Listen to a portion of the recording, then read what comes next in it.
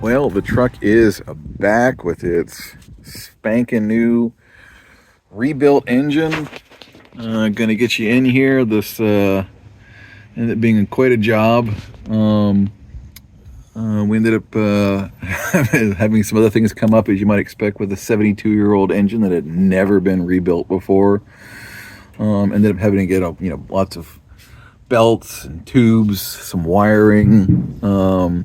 This alternator, the one that you saw in a previous video had been put on, was not doing the job, so we had to get a new alternator. Did end up going ahead and getting a new radiator.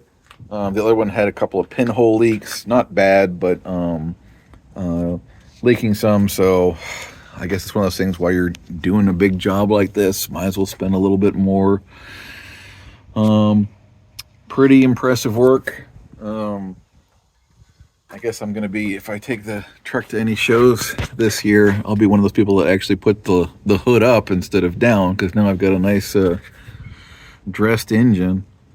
But you can see there, and you saw the startup. I'm not going to say that was the first startup, because they had been doing some testing and test drives and stuff, but certainly was my first startup.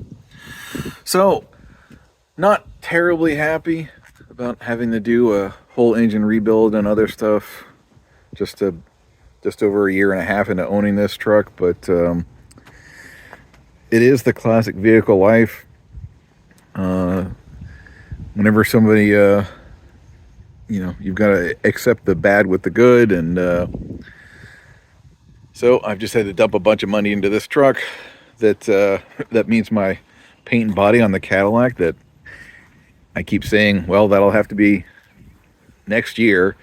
I was hoping to get to that end of this year, but yeah, pretty much all those funds just went back into the truck. But that's the way things go.